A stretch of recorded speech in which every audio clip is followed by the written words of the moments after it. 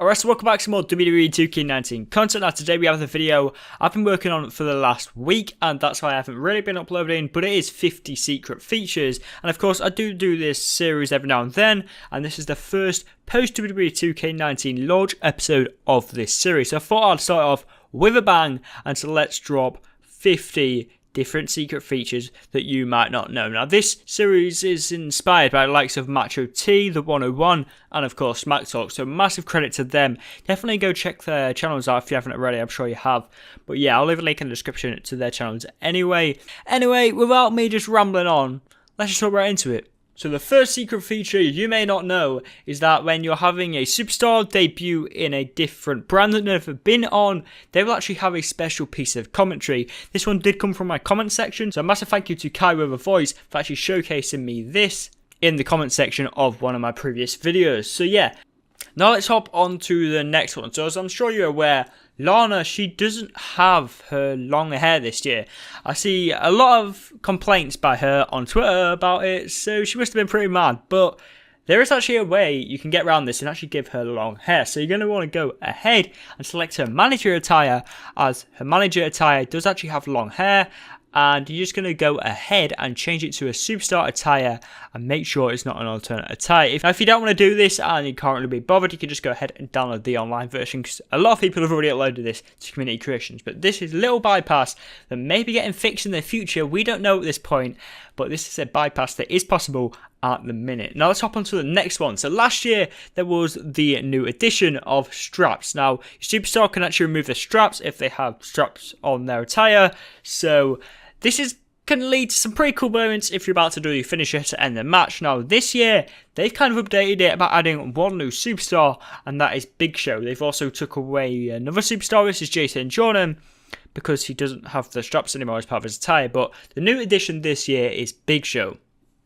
Now let's hop onto the next one, and something you may not know unless you are a content creator is that now you can actually go into the free roam camera mid-game. This means you can get some close-up shots, and if you're not really sure what just happened, you can go ahead and select it straight away, and it's going to be pretty cool, especially for them YouTubers who want to get them juicy thumbnails. Now for the next one, and it is referees. Now what about referees? Now this year they're actually going to go ahead and get the turnbuckles and put them back on if you do go ahead and take them off. This is usually done by dirty superstars such as The Miz, who does go ahead and take off the turnbuckles. Then the referee this year will go ahead and put them back on. It's just a new little small feature you may not know, but it is a nice addition nonetheless. Now something you may really like if you became a wrestling fan during this kind of time, and it is that SOS theme is included. Now, of course, we know that Kofi Kingston from 2012 is included as part of the showcase mode, but something you may not know is that it includes his old school SOS theme. This can be selected when just going in an entrance and using his character. Now I can't play the audio in this video because of copyright and everything, but yeah, that's just a nice small feature you might not know. Now for the next one, the moveset steal is one of the new paybacks, and it is pretty cool, and I do really like it, as this year it won't only take the finisher, it will actually take away the whole moveset. Now that sounds pretty good, and a lot of people do already know that. However, something you may not know is that this also includes comebacks. As you can see here in the gameplay, I was in showcase mode and I had Daniel Bryan do the comeback of Randy Orton. Another new addition you may not know if you're a pretty good gamer is that there is actually a new game over screen included if you do lose a match on showcase mode.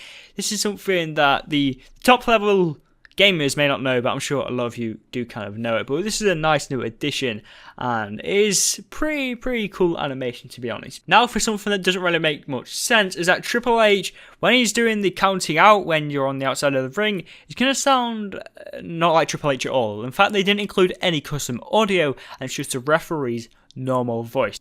Also talking showcase mode, something that is pretty cool is that confetti is now included. Now I'm going to spoil too much, well it's kind of based on history, but I'm not going to spoil too much, but all you should know is there is a pretty cool new addition in that confetti will actually fall from the ceiling and will even add to the ring mat. Now, if you're playing as the Kofi Kingston 2012 that I did previously mention, you can actually see something pretty nice. Now, this is basically usable by many superstars, and if you don't know what I'm on about, it's where if you're about to do your finisher, you can keep on holding the charge, and it's going to keep doing the animation, but with Kofi, it's going to keep doing the boom arms kind of taunt. I don't really know what to call it, but it's pretty cool because you can do it for as long as you want, really. Now let's talk Daniel Bryan. Also in the showcase mode, he did have an injury before WrestleMania 30 in real life. So in the showcase mode, he will actually start with injured arms, and that is also shown on the little health down in the bottom left corner.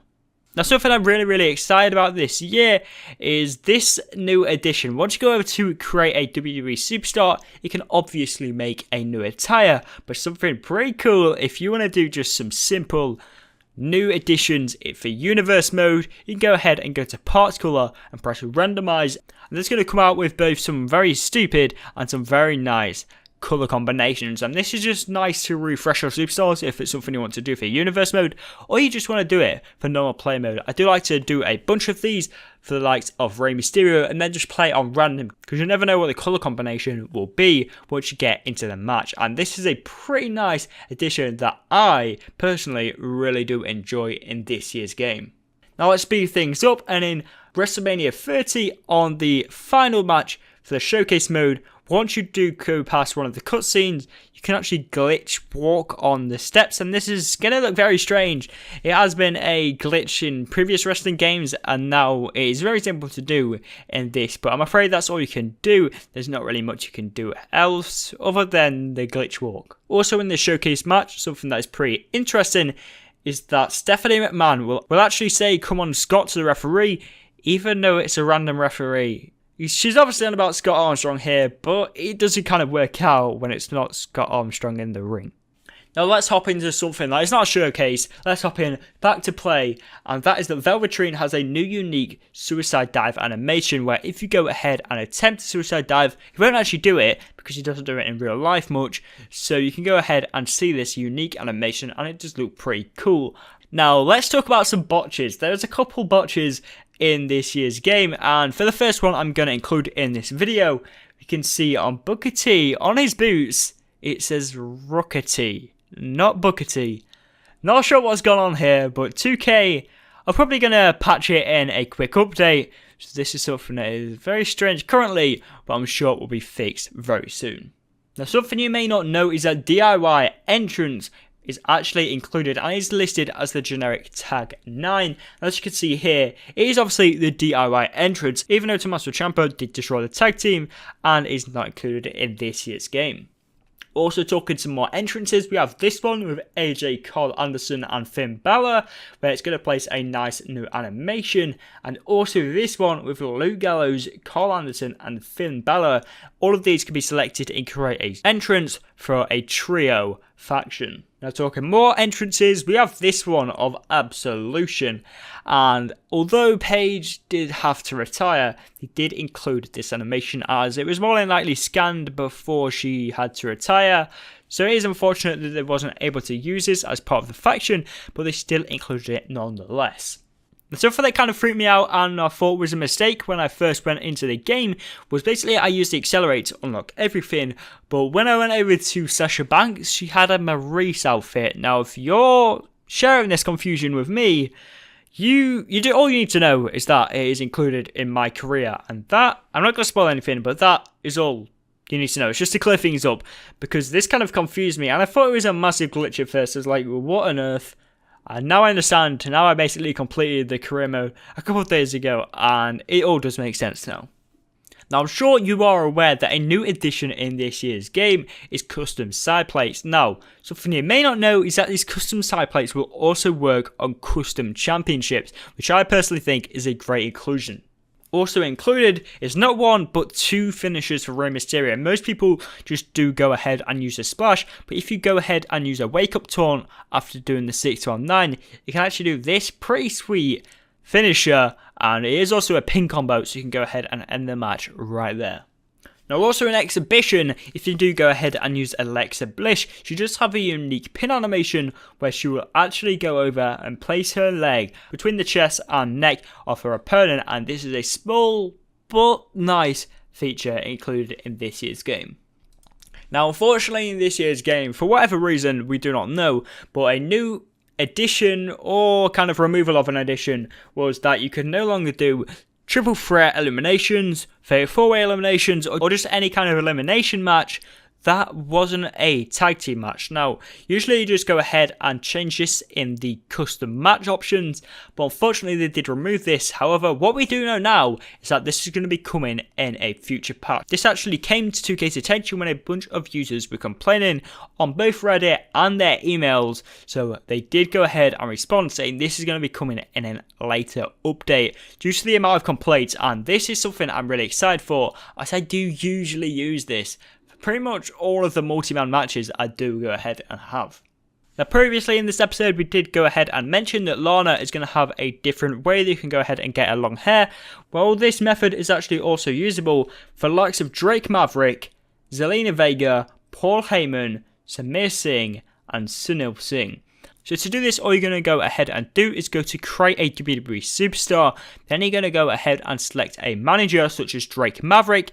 Then just go ahead over to change to an alternate attire and just select it as no. So this is going to make it into a superstar and usable. So this isn't going to include all of the entrances or the moveset, so you might want to go ahead and download them from online. But this is a pretty cool feature.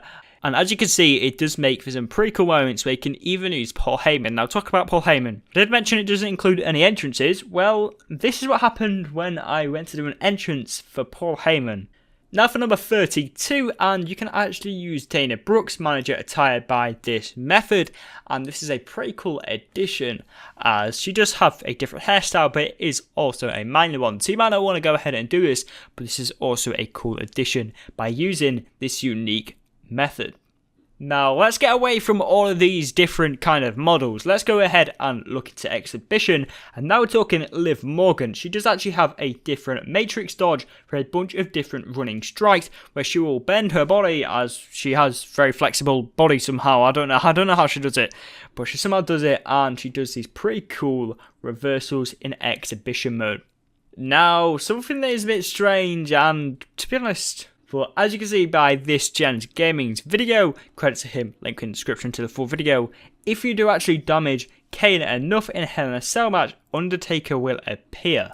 Now let's hop in some more unique pins, and it is that Velveteen Dream does also have one, and this is going to basically place his body in an awkward position for his opponent, but it is whatever he pleases, so he does go ahead and do this unique pin, and it does look pretty cool for Exhibition mode.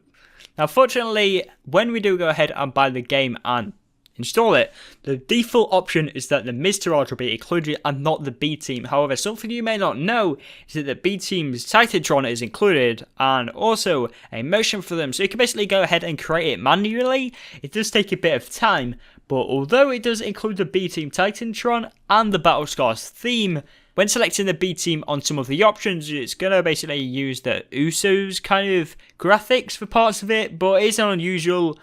It doesn't really make sense, but it is what it is, and unfortunately they didn't manage to include everything for the B Team, but they did go ahead and try it, and they have left in what they've tried to do. Now for Finn Balor, and he does have a double entrance. This actually included in my career, not going to spoil anything, but you can actually go ahead and use this for Exhibition mode and make some pretty cool tag team entrances. Now, something you may kind of be confused about in this year's game is a 6-man normal match is included. Now, this basically, it is the inclusion of a 6-pack challenge, but not a lot of people do know this. Now, this does have elimination, and we do know that elimination is going to be coming back. So if you want to just do a 6-man random elimination, this is something I wanted to do last year, and hopefully with the future patches, we're going to be able to do a 6-man elimination, pin to win kind of thing. Now, pretty nice inclusion that I'm really happy for is that basically on Cesaro's jacket, they didn't remove the Connor's Cure logo, and it is actually still present, and it is pretty nice inclusion. Now, in last year's series, in the first episode, I did go ahead and mention that there was a new inclusion of a minimum overall of 0. Well, in this year, they did kind of add a cap back for some reason, and it is now actually 36, and you cannot have a 0 overall superstar anymore for whatever reason. Now, something that is extremely hard to do, but it is possible, You may not know this, you can actually win the squash match that you start off in my career against Braun Strowman. However, this does not change the story in any way, but it is still a pretty cool inclusion that it is actually possible to win the match. Now we're talking some more showcase mode, and basically if you do lose some of the matches, there's going to be a special commentary that's going to be included for scenarios that actually never took place in real life. As for this, you can see Batista does go ahead and use the triple threat. I would like to say it was deliberate, but I'd be lying. And it does sound pretty interesting knowing that he never actually did win this match. Now, if you're a fan of Universe Mode, you will probably know that there's a new addition of percentages for each match that will be automatically selected on your match card. However, something you may not know is that if these percentages are actually below 100 and do not calculate it, they will automatically be rounded up at the ratio that they are to make sure they are basically equal and adding up to 100%. So that was quite hard to explain, but as you can see here in the gameplay, I do go ahead and make the total 50, and it does double everything. So it does continue the ratio and make it all equal to 100%.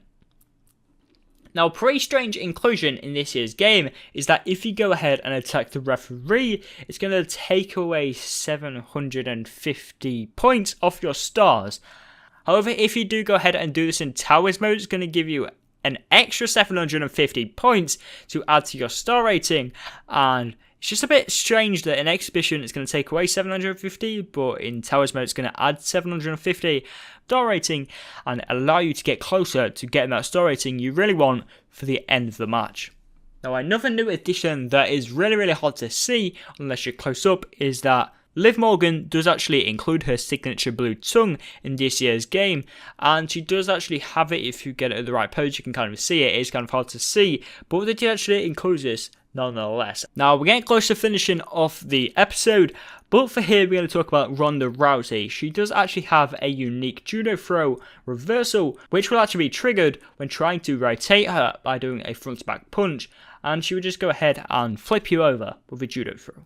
Now, an interesting addition was that there was actually weapons added to the Wyatt compound. Now, in the previous gameplay that we did see before the game actually launched, there was no weapons. It did seem very empty. However, in the final game, they did actually add weapons, as this did actually turn out to be a lackluster arena that was a bit empty and didn't have many features. So they did obviously go ahead and realise this, and they did decide to add some weapons.